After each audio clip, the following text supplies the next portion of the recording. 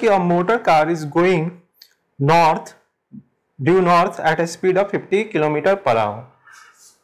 It makes a 90-degree left turn without changing the speed. The change in velocity of the car is about. बोल रहा है कि हमारे पास एक motor car है जो नॉर्थ के डायरेक्शन में जा रही है।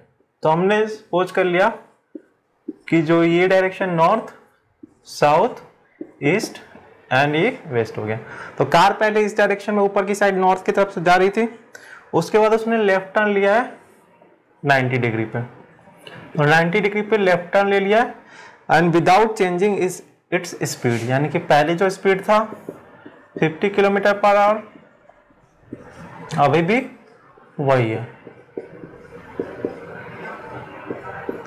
यानी कि स्पीड सेम है बट डायरेक्शन चेंज हो गया है। तो पूछ रहा है कि change in velocity of the car. तो हमें फाइंड करना है कि कार की वेलोसिटी में कितना चेंज हुआ, यानी डेल्टा वी फाइंड करना है। डेट मीन्स कि हमें वेलोसिटी बतानी है, इसका मतलब क्या हुआ कि हमें उसका डायरेक्शन भी बताना पड़ेगा। तो हम देखो, हमने लिखा है चेंज इन वेलोसिटी फाइंड करनी है, तो चेंज इन वेलोसिटी जो हो जाएगी वो क्या हो जाएगी, v2 final velocity minus initial velocity, यानी कि v2 माइनस v1, और वो भी वेक्टर में, क्योंकि दोनों वेक्टर है। तो इसके हिसाब से हम क्या करते हैं, सपोज कर लेते हैं कि x हो गया और ये y हो गया। डेट मीन्स कि इधर वाला x i and j i minus i, जबकि ये j एंड माइनस j। तो v2 का डायरेक्शन किधर है, डेट इज माइनस x की तरफ, और वो हो जाएगा 50 और नेगेटिव में तो माइनस i कैप। इसमें से माइनस करना होगा v1, v1 है y की तरफ पॉजिटिव y, तो हम इसको लिख देंगे 50 j कैप हो गया। अब इसको हम कॉमन ले लेते हैं -50, तो बच गया हमारा i plus j। That means कि हमारा चेंज इन वेलोसिटी आ गया इन i एंड j के फॉर्म में, वेक्टर फॉर्म में आ चुका है। अब मुझे इसका मैग्नीट्यूड बताना होगा, तो डेल्टा v का जो मैग्नीट्यूड जो आ जाएगा, सिंपल इसका हम क्या लगाएंगे, दो वेक्टर वाले का मैग्नीट्यूड निकालने का formula, that is X square plus Y square. तो यहाँ से ही आ जाएगा 50 और इसका करेंगे तो √2 आ जाएगा। तो ये आ गया हमारा मैग्नीट्यूड, और इसको मल्टीप्लाई करोगे तो 50 into 1.414 equal to 70 kilometre per hour. तो ऑप्शन देखें तो बी और सी में 70 किलोमीटर दिया है, बट डायरेक्शन बताना है, डायरेक्शन कौन सा होगा, चेंज इन वेलोसिटी। तो देखो चेंज इन वेलोसिटी निकाला हमने v2 माइनस v1 करके, डेट मीन्स कि v2 एंड v1 का वेक्टर सम माइनस v1 का वेक्टर सम। तो हमें क्या करना होगा, इन दोनों का जो रिजल्टेंट होगा वही चेंज इन वेलोसिटी का रिजल्टेंट डायरेक्शन होगा। तो वो हम निकालते हैं, v2 का डायरेक्शन है इस साइड, v1 का डायरेक्शन ऊपर की साइड है, ये v1 का डायरेक्शन, ये v2 का डायरेक्शन, तो माइनस v1 का डायरेक्शन हो जाएगा नीचे के साइड में, सेम मैग्नीट्यूड, माइनस v1 आ जाएगा नीचे के साइड में। तो अब इन दोनों का रिजल्टेंट का डायरेक्शन किधर होगा, वो डायरेक्शन ये होगा, यानी डेल्टा v का डायरेक्शन हो गया दिस वन। और ये डायरेक्शन कौन सा है, ये यहाँ से आ रहा है वेस्ट, और v1 माइनस v1 है साउथ में, तो साउथ हो गया और ये वेस्ट हो गया। तो ये डायरेक्शन बन जाएगा साउथ वेस्ट डायरेक्शन, यानी कि जो हमारा आंसर आएगा 70 kilometre per our in south west direction. तो ये हमारा ऑप्शन करेक्ट होना चाहिए। तो जो ऑप्शन नंबर बी है वो सेम दिया है, तो ऑप्शन बी होगा इसका करेक्ट आंसर। इसके बाद चलते हैं नेक्स्ट क्वेश्चन पे।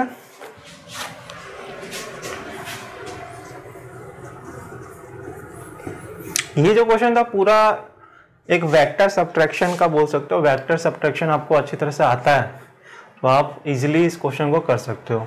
तो वेक्टर सब्ट्रैक्शन कुछ नहीं होता, basically addition of two vector होता है, और वो भी जिसमें एक प्लस होगा और दूसरा माइनस, यानी अपोजिट डायरेक्शन में ले लेते हैं। नेक्स्ट क्वेश्चन है क्वेश्चन नंबर 2।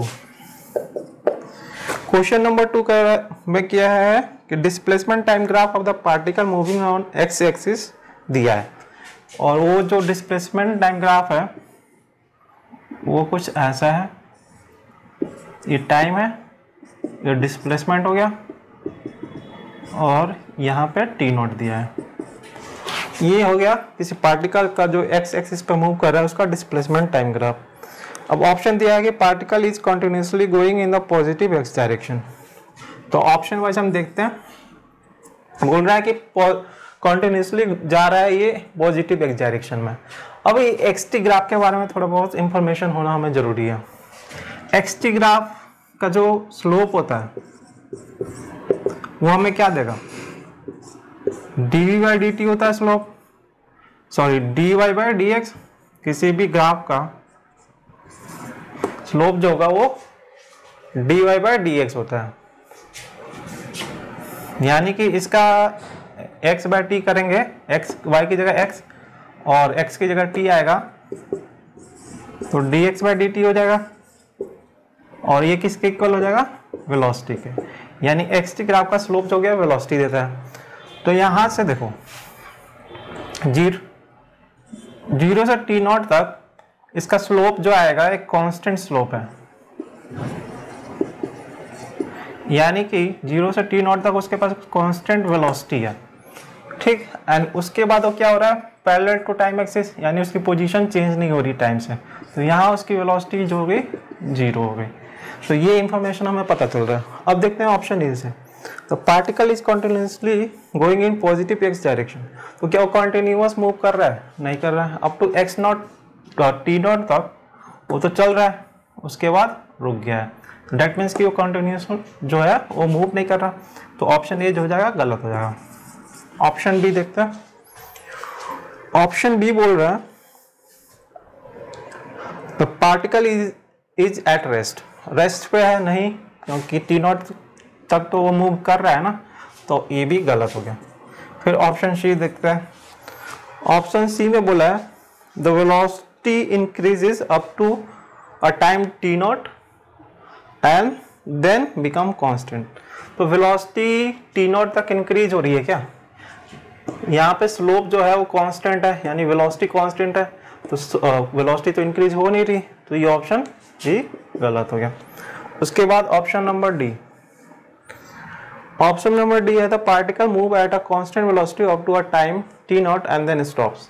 यानी टी नॉट तक वो कांस्टेंट वेलोसिटी के साथ गया है, उसके बाद स्टॉप हो गया। बिल्कुल ये सही है। वी नॉट कांस्टेंट है ना टी नॉट तक, उसके बाद वो रुक गया, वेलोसिटी 0 हो गई। तो ऑप्शन डी जो होगा इसका करेक्ट ऑप्शन हो जाएगा। तो ये था सेकंड का सॉल्यूशन।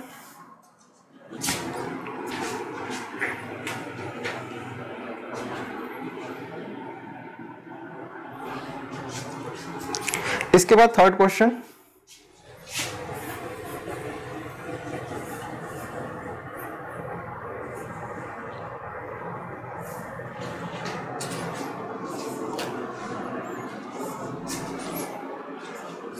थर्ड क्वेश्चन है a particle has a velocity u toward east at t equal to 0. Its acceleration is toward west and is constant. यानी कि एक पार्टिकल है जिसकी इनिशियल वेलोसिटी जो है वो क्या है, u है और ईस्ट डायरेक्शन में, और जो एक्सेलरेशन है उसका वो वेस्ट डायरेक्शन में। यानी एक्सेलरेशन हो गया उसका नेगेटिव, क्योंकि हमने वेस्ट को नेगेटिव ले लिया, ईस्ट को पॉजिटिव ले लिया, और इनिशियल वेलोसिटी होगी पॉजिटिव। इसके बाद बोल रहा है कि let X A and X B the magnitude of displacement in the first 10 second and the next 10 second. यानी एक्स ए क्या है, फर्स्ट 10 सेकेंड में जो उसने डिस्प्लेसमेंट कवर किया, जबकि एक्स बी जो है वो नेक्स्ट 10 सेकेंड में जो डिस्प्लेसमेंट कवर किया।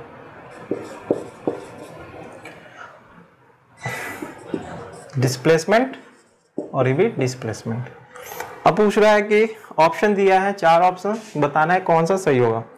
पहला है एक्स से जो है लेस देन एक्स बी, दूसरा है एक्स से और एक्स बी इक्वल होंगे, तीसरा है एक्स ए जो है वो greater than X B, and D जो है वो इनसफिशिएंट डाटा का है।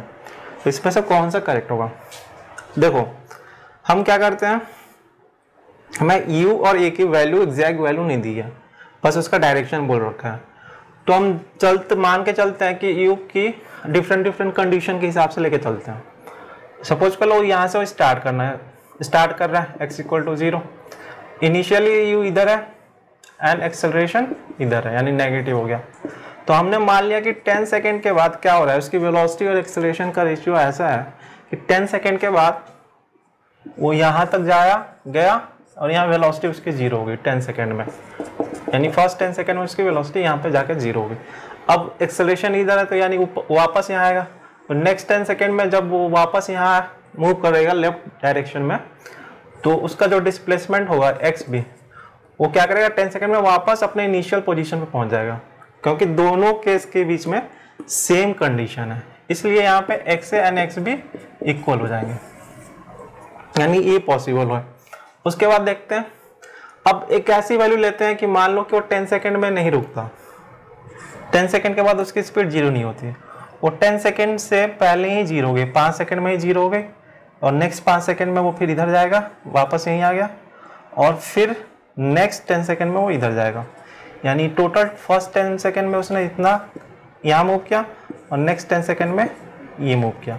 तो यहाँ देखोगे तो फर्स्ट 10 सेकेंड में तो डिस्प्लेसमेंट 0 हो गया, यानी x से 0 हो गया, जबकि x भी क्या है 0 नहीं है, तो डेट मीन्स कि x भी जो है वो ग्रेटर देन x से हो गया। ये कंडीशन भी पॉसिबल है, यानी कि ये भी करेक्ट हो सकता है, ये भी करेक्ट हो सकता है। उसके बाद हमारा फर्स्ट ऑप्शन भी करेक्ट हो जाएगा। अगर मान लेते हैं कि वो चलता गया 10 सेकेंड के बाद वो 0 नहीं हो रहा, 15 सेकेंड के बाद 0 हो गया, तो 15 सेकेंड के बाद 0 होगा, फिर वापस मूव रहेगा तो यहाँ पहुँच जाएगा, यानी एक्स बी उसका 0 जबकि एक्स ए नॉट 0। तो इस कंडीशन में क्या होगा, हमारा उल्टा वाला कंडीशन हो जाएगा, यानी सारे कंडीशन पॉसिबल है। तो डेट मीन्स कि वो डिपेंड करेगा u और a की वैल्यू क्या है। तो यहाँ से हम एग्जैक्ट नहीं बता सकते कि कौन सा ऑप्शन इसमें से करेक्ट होगा, रीजन क्या है, डाटा इनसफिशिएंट है। तो जब तक हमें u एंड a की वैल्यू नहीं पता होगी तब तक हम नहीं बता सकते हैं। तो इसका आंसर जो करेक्ट होगा वो डी ऑप्शन करेक्ट होगा।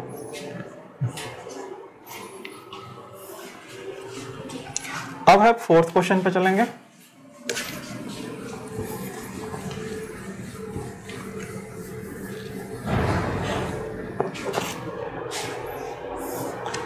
फोर्थ क्वेश्चन है, एवरेज वेलोसिटी का है। A person is travelling on a straight line move with a uniform velocity v1 for some time and with uniform velocity v2 for the next equal time. यानी first उसने क्या किया,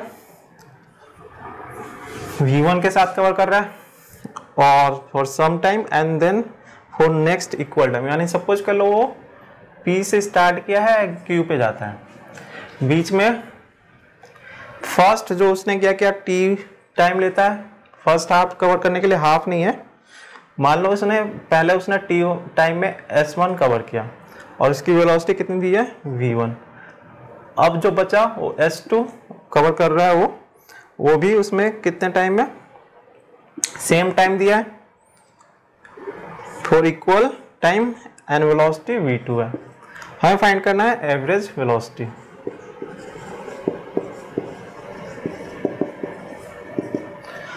तो guys हमें पता है कि एवरेज वेलोसिटी का जो फॉर्मूला है वो होता है डिस्प्लेसमेंट, जिसको total displacement by total time. बहुत इजी क्वेश्चन है। देखो हमें सिर्फ ये फॉर्मूला याद रखना है, जब भी एवरेज स्पीड या एवरेज वेलोसिटी निकालना हो तो एवरेज स्पीड के लिए हमें total distance by total time, जबकि एवरेज वेलोसिटी के लिए total displacement by total time लेना है। बस ये फॉर्मूला लगाना है और हर हाफ में जितने भी पार्ट में उसने डिवाइड कर रखा है मोशन को, उस हर पर्टिकुलर सेक्शन का हमें टाइम एंड डिस्टेंस निकालना है और यहाँ पे रख देना है।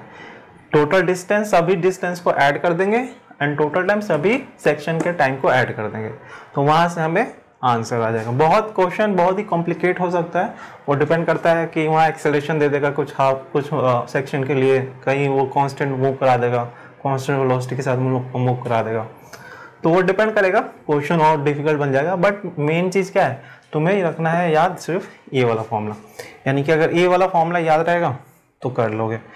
हर सेक्शन का डिस्प्लेसमेंट निकालो, टाइम निकालो और यहाँ पे ऐड कर दो। तो इसमें हम करते हैं, पहले ही यहाँ से इसको मैं r लिख दे रहा हूँ। तो पी आर के लिए हम देखते हैं, तो पी आर के लिए क्या होगा, डिस्प्लेसमेंट तो हो गया हमारा S1 और टाइम जो हो गया t।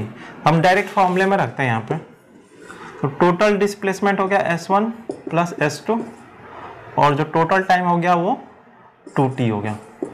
अब देखो ना तो S1 S2 उसने हमें दिया है और ना ही t लिखा हुआ है, यानी हमें जो वैल्यू चाहिए वो v के फॉर्म में चाहिए, v1 v2 के फॉर्म में, तो चेंज करना पड़ेगा। तो S1 किसके इक्वल हो जाएगा, तो जो S1 हो जाएगा that is equal to constant uniform velocity के साथ मूव कर रहा है, मतलब कि डायरेक्ट मल्टीप्लाई कर देंगे, distance equal to velocity into time, तो v1 t एंड S2 हो जाएगा v2 t।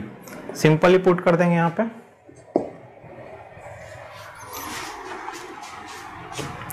पे, पुट कर देंगे हम इसको, तो ये होगा v1 t plus v2 t equal to 2t, और यहाँ से कॉमन लेंगे t, तो v1 plus v2 bye 2t, और t कैंसिल हो जाएगा और ये जाएगा v1 प्लस v2 बाय 2। तो ये आंसर हमारा आ जाएगा एवरेज वेलोसिटी। और ऑप्शन देखें तो ऑप्शन ए जो होगा फोर्थ का वो करेक्ट ऑप्शन होगा। तो ये सिंपल सा कंसेप्ट था, इसमें बस तुम्हें याद क्या रखना है कि जो डिस्टेंस और डिस्प्लेसमेंट रखना है वो टोटल डिस्टेंस और टोटल डिस्प्लेसमेंट रखनी है और टोटल टाइम रखनी है, बस ये मेन चीज़ है। हर सेक्शन का निकालो अलग अलग, सबको ऐड कर दो, बस मेन फंडा यहीं पे है।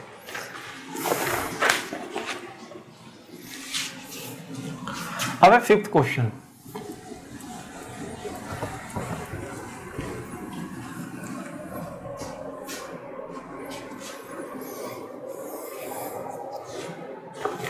फिफ्थ क्वेश्चन है, a person traveling on a straight line move with a uniform velocity v1 for a distance x and with the uniform velocity v2 for the next equal distance, the average velocity। ये भी average velocity का question है। तो same तरीका है, पहले section में divide कर लेंगे, दो सेक्शन है यहाँ पे तो हमने डिवाइड कर दिया। बोला है उसने पहला सेक्शन मूव कर रहा है with uniform velocity v1 for a distance x and with uniform velocity v2 for next equal distance, यानी ये भी x ही हो गया। The average velocity is given में, यहाँ टाइम नहीं दिया, यहाँ पर डिस्टेंस दिया है, वेलोसिटी दिया है, तो सेम चीज एवरेज वेलोसिटी। तो एवरेज वेलोसिटी क्या करेंगे, जो हमारा टोटल डिस्टेंस कितना हो गया, डिस्प्लेसमेंट 2x, टोटल टाइम, तो हर पर्टिकुलर सेक्शन का टाइम निकालना है, उसको पुट कर देना। तो इसका टाइम कितना हो जाएगा, v1 x by v1 plus में x बाय v2, और यहाँ एवरेज वेलोसिटी की वैल्यू उसने बोल रखी है कि v, यानी हमें v के फॉर्म में लिखना है। तो यहाँ पे आ जाएगा v equal to X cancel हो गया तो ऊपर 2, नीचे 1 बाय v1 प्लस में 1 बाय v2 आ गया, यानी ये आ चुका है। अब यहाँ पे हम क्या करेंगे, क्रॉस मल्टीप्लाई कर देंगे, तो 1 by v1 plus 1 by v2 equal to 2 by v आ जाएगा, यानी ये आ जाएगा 1 by v1 plus 1 by v2 by equal to 2 by v आ गया। तो सिंपल सा क्वेश्चन था, बहुत ही सेम तरीका यूज किया हमने। तो ये फिफ्थ का आंसर हमारा आ गया। ऑप्शन देखा जाए तो ऑप्शन सी इसका करेक्ट ऑप्शन हो जाएगा। इसके बाद चलता है नेक्स्ट सिक्स्थ क्वेश्चन पे।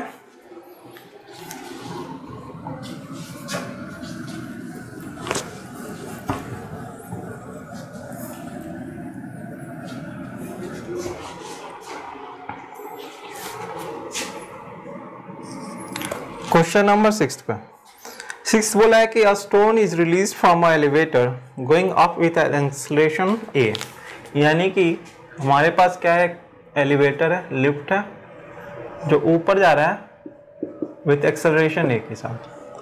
अब बोल रहा है कि हमने एक स्टोन इससे रिलीज कर दिया, फेंक दिया stone, the acceleration of stone after the release is, तो इस स्टोन का एक्सेलरेशन क्या होगा जब हम इसको रिलीज कर देंगे।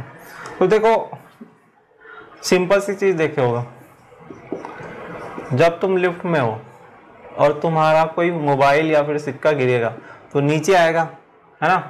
डेट मीन्स कि वो लिफ्ट तो ऊपर जा रही है बट ये नीचे जा रहा है।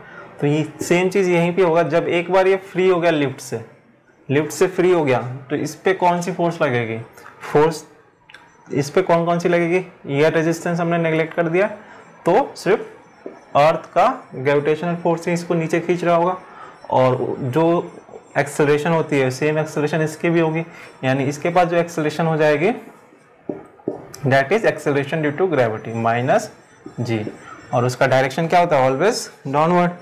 तो इसमें जो करेक्ट ऑप्शन हो जाएगा हमारा जी, सिक्स्थ का डी ऑप्शन। तो क्वेश्चन एक कॉम्प्लेक्स लगता है बट है नहीं, सिंपल बेसिक पे जो है वो उसके हिसाब से सोचो। एक बार रिलीज कर दिया कौन सी फोर्स लग रही है वो सोचो बस, और कुछ नहीं सोचना। तो इसका आंसर हो जाएगा डी। उसके बाद नेक्स्ट क्वेश्चन चलते हैं।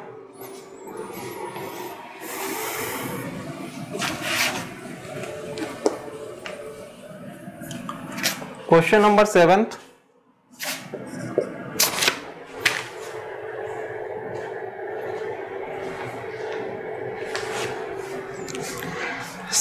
में बोल रहा है a person standing near a edge of a top of a building throw two balls A and B.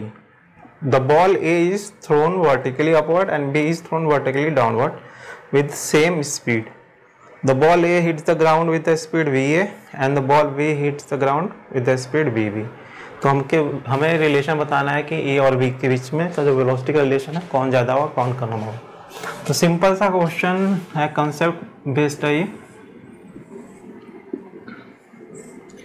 अब एक बॉल को उसने ऊपर फेंक दिया है ए को, और दूसरे को वो नीचे फेंक दिया है बी को, सेम स्पीड से फेंका है इसमें, तो यू यू हो गया।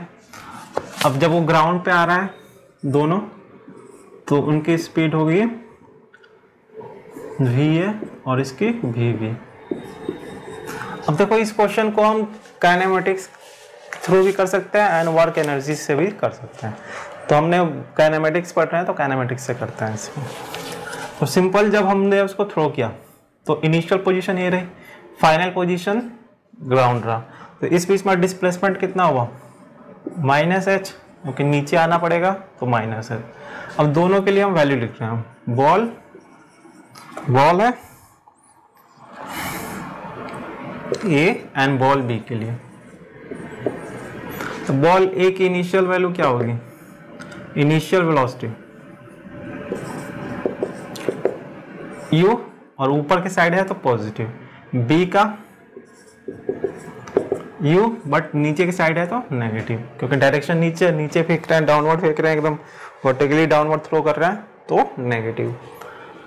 एक्सेलरेशन इसका भी माइनस जी, इसका भी माइनस जी। डिस्प्लेसमेंट कितना हुआ ऊपर से नीचे आने में? डिस्प्लेसमेंट लेना है, डिस्टेंस नहीं लेते हैं हम इस फॉर्मूले में, डिस्प्लेसमेंट रखते हैं, डिस्टेंस नहीं। तो यहाँ पे माइनस एच, इसका भी माइनस एच। ठीक है, अब हम कौन सा इक्वेशन लगाए वी निकालने के लिए? तो हम लगाते हैं सेकंड नहीं थर्ड इक्वेशन। हमें निकालना है क्या? Final we.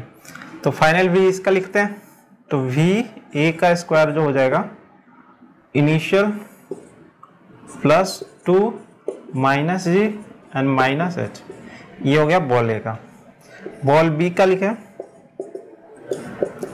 माइनस का स्क्वायर प्लस 2 माइनस जी माइनस एच, यानी कि दोनों का जो वैल्यू है वो, दोनों का जो इक्वेशन आ रहा है वो सेम इक्वेशन आ रहा है। ये माइनस का स्क्वायर क्या हो जाएगा? प्लस हो जाएगा, है ना। तो यहाँ से देखोगे तो एक फाइनल में क्या आएगा? You square plus 2 G S, ये भी आ जाएगा you square plus 2 ji H, और ये भी एच है, तो सेम आ गया, मतलब कि ये दोनों भी सेम हो गए, यानी फाइनल वेलोसिटी क्या हो जाएगा? वो भी सेम हो जाएगा। तो कितने भी सेम हाइट होगा, डायरेक्शन और सेम वेलोसिटी से थ्रो कर रहे हैं, वेलोसिटी नहीं स्पीड से, सेम स्पीड से थ्रो कर रहे हैं, डायरेक्शन कोई सा भी, तो सेम, मतलब वर्टिकल है इस वजह से, हॉरिजॉन्टल होता तो बदल जाता, क्योंकि उसमें फिर ड्रॉप का केस बन जाता। तो ये हमारा सेम हो जाएगा। तो इस केस के लिए वेलोसिटी दोनों की सेम हो जाएगी, और सेम वेलोसिटी के साथ दोनों स्ट्राइक करेंगे अर्थ को। तो इसमें जो करेक्ट ऑप्शन हो जाएगा हमारा सी हो जाएगा। तो 7th का सी ऑप्शन करेक्ट होगा। इसके बाद चलते हैं नेक्स्ट। अगला है क्वेश्चन नंबर 8।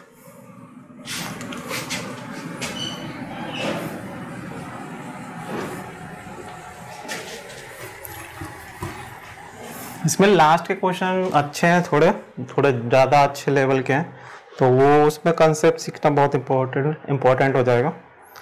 अब क्वेश्चन नंबर 8 करते हैं। प्रोजेक्टाइल से रिलेटेड है।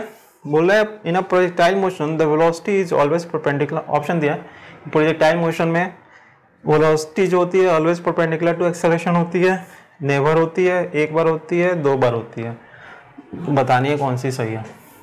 तो हम पहले इसको ड्रॉ कर लेते हैं। ये हमारा हॉरिजॉन्टल लाइन होगी, ये हमने प्रोजेक्टाइल को थ्रो किया, वो ऐसे चला और यहाँ जाकर हिट कर दिया। ये हमारी प्रोजेक्टाइल का पाथ हो गया। यानी जहाँ पे हमें वेलोसिटी चाहिए हम टेंजेंट ड्रॉ करेंगे, उसके वेलोसिटी का डायरेक्शन आ जाएगा। अब एक्सेलरेशन का डायरेक्शन किधर होता है?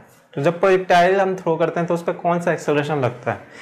तो उस पर सिर्फ एक ही एक्सेलरेशन लगता है, that is acceleration due to gravity, और उसका डायरेक्शन ऑलवेज डाउनवर्ड होगा, नीचे के साइड होगा, क्योंकि अर्थ हमेशा सभी चीज़ों को अपनी सेंटर की तरफ खींचती है, यानी कि डाउनवर्ड लेते हैं उसको। तो डैट मीन्स कि यहाँ भी उसको नीचे डायरेक्शन मिल रहा है -g, यहाँ भी -g, यहाँ भी -g, यहाँ भी -g और यहाँ भी -g।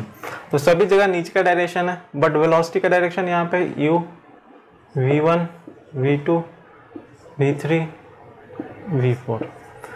तो कहाँ पे वो 90 बनाएगा? तो देखो ये जो पॉइंट है वो टॉप मोस्ट पॉइंट है, यानी प्रोजेक्टाइल का टॉप मोस्ट पॉइंट कौन सा है? This one. इसको मैं बी से लिख दे रहा हूँ। बी पॉइंट जो है टॉप मोस्ट पॉइंट है। तो जब टॉप मोस्ट पॉइंट पे होती है प्रोजेक्टाइल तो उसके पास सिर्फ हॉरिजॉन्टल वेलोसिटी होती है, यानी कि उसका डायरेक्शन और वेलोसिटी जो है हॉरिजॉन्टल लाइन हो जाएगी, क्योंकि वर्टिकल वेलोसिटी 0 हो गई होती है। तो इस केस में क्या होगा? इस पॉइंट पे क्या होगा? जी का डायरेक्शन तो नीचे है, जबकि वेलोसिटी का डायरेक्शन हॉरिजॉन्टल है, तो दोनों के बीच में 90 डिग्री का एंगल बनेगा। तो इस इंस्टेंट पे क्या होगा? वेलोसिटी एंड जी का डायरेक्शन जो होगा वो 90 डिग्री बना रहे होंगे। तो सिर्फ एक ही इंस्टेंट आता है, उसके अलावा और दूसरे इंस्टेंट पे देखोगे तो सब जगह कुछ और एंगल बनेगा। तो यहाँ जो ऑप्शन होगा हमारा करेक्ट 8th में वो सी ऑप्शन होगा, सिर्फ एक ही बार 90 डिग्री बन रहा होता है। अब अगले क्वेश्चन पे चलते हैं।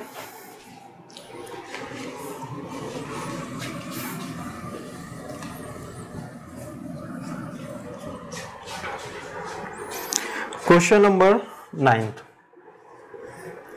9th है two bullets are fired simultaneously horizontally and with different speed from the same place. Which bullet will hit the ground first? तो क्वेश्चन नंबर जो 7th किया था ना उसी से रिलेटेड ये भी है, इसमें डायरेक्शन बदल दिया है। तो देख लेते हैं, एक टावर है और सपोज करो मतलब कुछ ऊंचाई से हमने हिट किया, 2 बुलेट को थ्रो किया U1 U2। अब देखो जब वो ग्राउंड को हिट करेंगे तो कौन पहले हिट करेगा ये हमें बताना है। तो जब दोनों ऐसे जाके कहीं हिट कर रहे होंगे ग्राउंड को, सेम ये भी जाकर ऐसे हिट करेगा। डिपेंड करता है कि यू क्या है, कितना दूर जाना है, बट कितने टाइम के बाद वो जाके ये दोनों हिट करने वाले हैं वो हमें बतानी है। तो देखो जब हम इसको हिट करने की बात कर रहे हैं तो हम क्या लेंगे? वर्टिकल में उसका डिस्प्लेसमेंट कितना हो रहा है, तो वर्टिकल वाली चीज़ें लेंगे हम। तो वर्टिकल के लिए हम क्या करते हैं, अगर फर्स्ट बुलेट के लिए करते हैं तो फर्स्ट बुलेट और सेकेंड बुलेट के लिए देते हैं। तो फर्स्ट बुलेट के लिए वर्टिकल में इनिशियल वेलोसिटी क्या है? 0, क्योंकि हॉरिजॉन्टली उसको थ्रो किया गया ना, तो वर्टिकली तो उसको कुछ स्पीड दी नहीं हमने, तो उस वर्टिकली तो हमने उसको क्या किया? कुछ नहीं दिया, मतलब 0 है इसके पास। सेम चीज़ इसके पास भी 0 है, क्योंकि हमें डिस्प्लेसमेंट जो देख रहे हैं हम वर्टिकल में देख रहे हैं, इस वजह से हमने सिर्फ वर्टिकल वाली जो वैल्यूज है वो देखनी है, हॉरिजॉन्टल से कोई मतलब नहीं हमें। इसके बाद एक्सेलरेशन -g, इसके पास भी -g। डिस्प्लेसमेंट जो कवर करना है सिंपली वो हाइट से नीचे जाना है तो -h -h, तो सभी चीज़ तो इसके दोनों के लिए कॉमन है, तो डेट मीन्स कि जो भी हमारा टाइम आएगा वो भी सेम ही रहेगा दोनों के लिए। तो दोनों एक साथ जाके ग्राउंड पे हिट करेंगी। और अगर ज़्यादा डाउट हो रहा है तो S = ut plus half AT² वाला फॉर्म लगाना। ये 0 बचा, क्या एक्सेलरेशन सेम है, h सेम है, तो टाइम सेम आ जाएगा दोनों के लिए। तो सिंपल सा कंसेप्ट है। तो 9th का जो आंसर करेक्ट होगा वो C होगा, दोनों एक साथ हिट करने वाले हैं। नेक्स्ट है क्वेश्चन नंबर 10। ये भी प्रोजेक्टाइल से रिलेटेड है।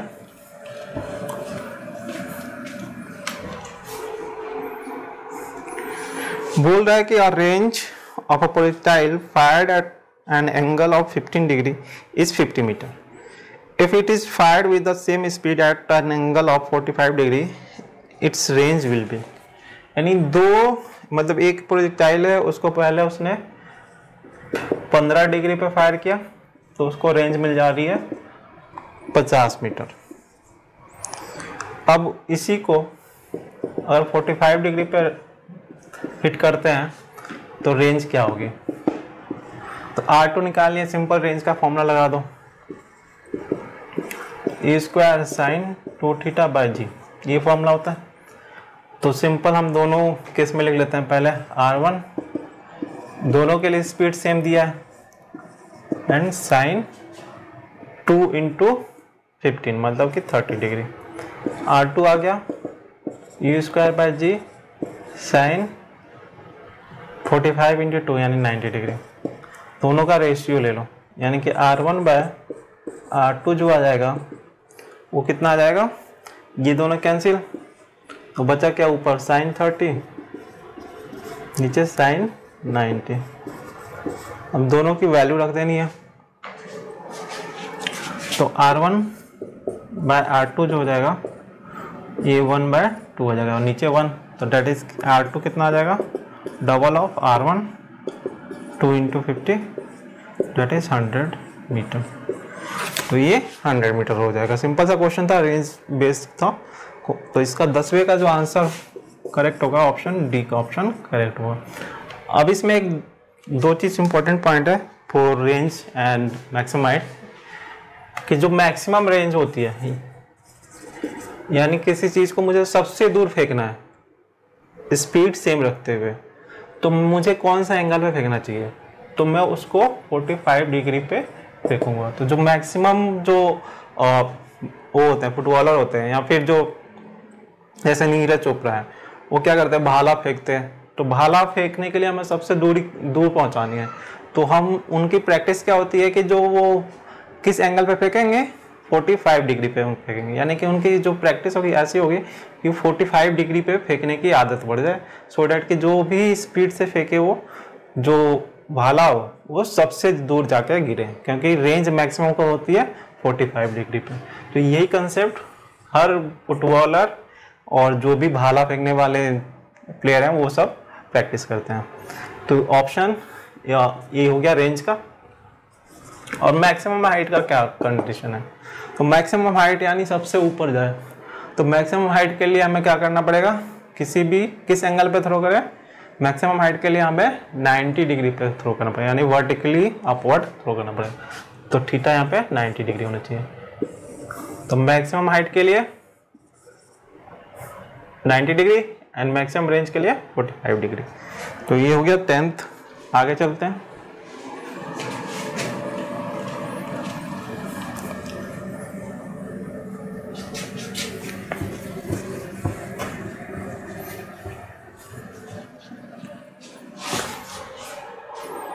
इसके बाद 11th है क्वेश्चन नंबर, और ये भी प्रोजेक्टाइल से जुड़ा हुआ है। Two projectile A and B are projected with an angle of 15 degree for projectile A and 45 degree for the projectile B. If RA and RB be the horizontal range for the two projectile, then हमें relation बताना है। पिछला वाला ही question है, difference एक दिया है यहाँ पे कि दोनों का, जैसे पिछले केस में दोनों की स्पीड का रिलेशन दिया था, बट यहाँ पे स्पीड का रिलेशन नहीं दिया। तो पूछ रहा है कि कौन सा रेंज ज़्यादा होगा, RA RB या फिर इंफॉर्मेशन जो है इनसफिशिएंट है। तो गाइज बहुत ही अच्छा और सिंपल क्वेश्चन है। सेम रेंज का फॉर्मूला। अब कई लोग क्या करेंगे ना, पिछले वाले क्वेश्चन के हिसाब से इसको भी टिक मार देंगे, बट वहाँ पे भूल जाएंगे कि वहाँ पे उसने बोल रखा था कि स्पीड सेम है, यहाँ पे स्पीड उसने रिलेशन दिया ही नहीं। तो जो इक्वेशन बनेगी उसमें u1 भी आएगा एंड u2 भी आएगा, और sign 2 theta by sine a1 हो गया, और यहाँ पे एंगल रख लेते हैं 15 है, और ये हो गया साइन 2 इंटू 45, मतलब ये बन गया। तो ये तो सॉल्व हो जाएगा, बट यहाँ पे हमारा u1 u2 का रिलेशन दिया नहीं है, तो यहाँ से हम नहीं बता सकते। तो यहाँ से जो ऑप्शन करेक्ट हो जाएगा वो ऑप्शन डी होगा, क्योंकि डाटा इनसफिशिएंट है, u का भी रिलेशन देना पड़ेगा, तब जाके हमें पता चलेगा। तो ये था 11th का जो ऑप्शन करेक्ट है, वो है डी ऑप्शन। इसके बाद 12th चलते हैं।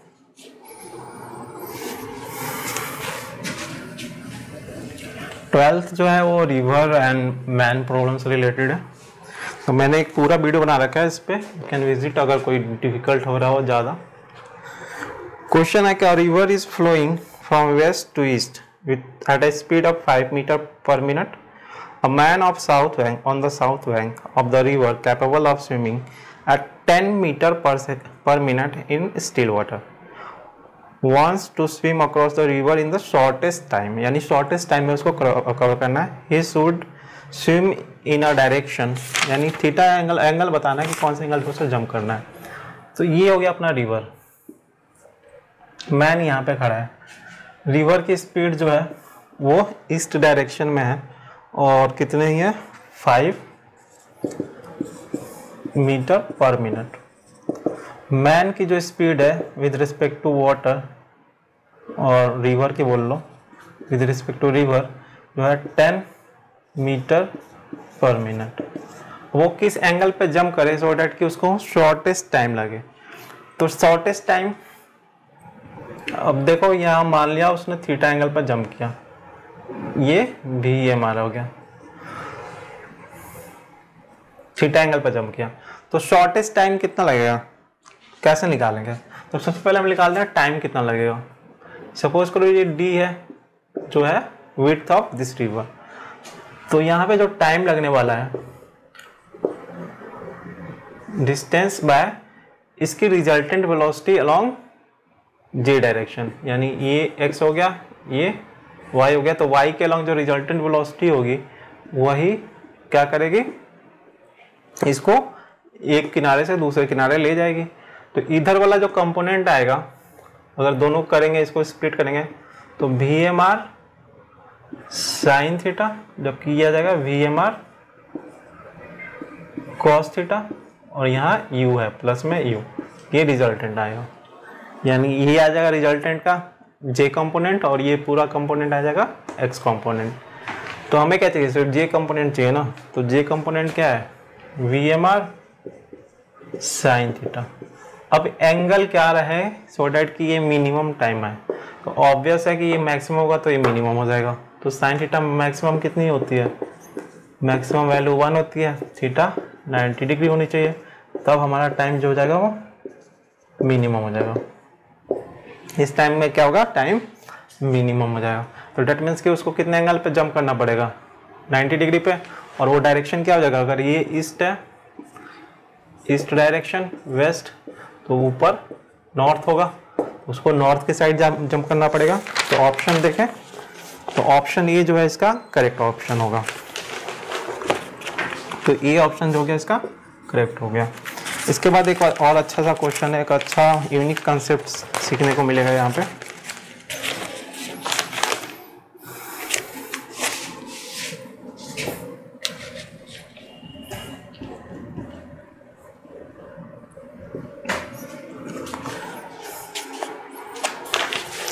Question number 13th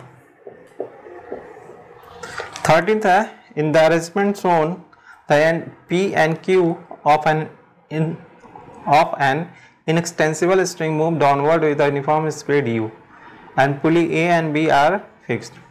The mass m move upward with the speed. यानी हमें एक अरेंजमेंट दिया है, इसमें क्या किया है इसने, दो पुली है और यहाँ स्ट्रिंग जा रही है जो कनेक्टेड है एक ब्लॉक से।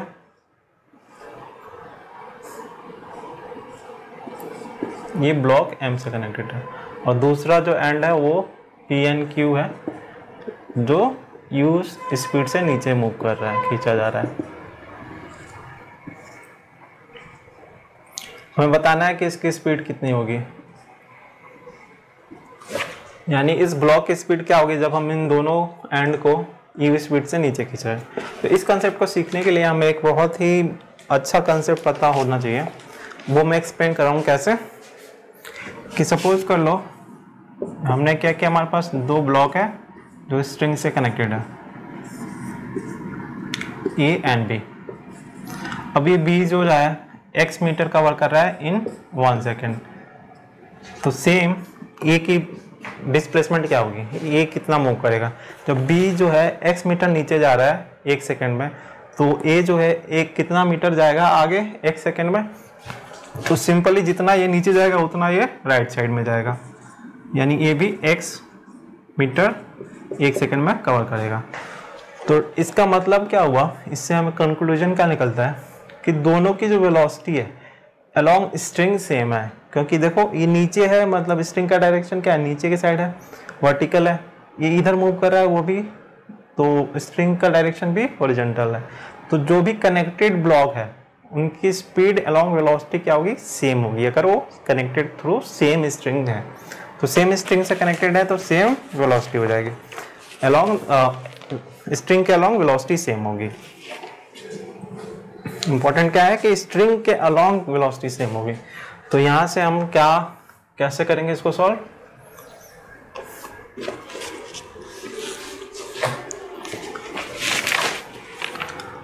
दैट मीन्स कि ये U से नीचे आ रहा है, तो इस ब्लॉक की इस स्ट्रिंग के अलोंग स्पीड क्या होगी, U होगी। तो हमारे पास गिवन है कि एंगल थीटा है, तो क्या होगा कि U जो होगा वो V cos थीटा के इक्वल हो जाएगा, यानी V cos थीटा, V का इधर वाला कंपोनेंट जो होगा वो U के इक्वल होगा। ठीक है, तो यहाँ से V जो आ जाएगा U बाय cos थीटा आएगा। बहुत ही अच्छा कंसेप्ट है कि जब मल्टीपल ब्लॉक सेम स्ट्रिंग से कनेक्टेड है तो स्ट्रिंग के अलोंग जो वेलोसिटी होगी सभी ब्लॉक की वो सेम होगी। दैट मीन्स कि डायरेक्शन, स्ट्रिंग के डायरेक्शन में वेलोसिटी सेम होगी। जैसे ये U था इधर, तो इस ब्लॉक का इस स्ट्रिंग के अलोंग सेम वेलोसिटी थी जो कि हमने U लिख दी, और इसका इधर वाला कंपोनेंट लेके इक्वेट कर दिया। यहाँ से हमारी V की वैल्यू आ जाएगी, यानी इस स्पीड से ये ऊपर जाएगा। तो ये था हमारा 13 क्वेश्चन और एक बहुत ही अच्छा क्वेश्चन है। तो गाइज ये पूरा ऑब्जेक्टिव था, फर्स्ट ऑब्जेक्टिव। सेकंड ऑब्जेक्टिव मैं नेक्स्ट वीडियो में बनाऊंगा, उसके बाद एक्सरसाइज पे करेंगे। सेकंड ऑब्जेक्टिव में हमारा मल्टीपल चॉइस वाला जिसमें मल्टीपल करेक्ट है वो आ जाते हैं, तो उसको जरूर देखना बिकॉज उसमें काफ़ी कुछ सीखने को मिलने वाला है। तो गाइज अगर कोई डाउट हो तो यू कैन कमेंट, और कोई suggestion you also can comment. Thank you.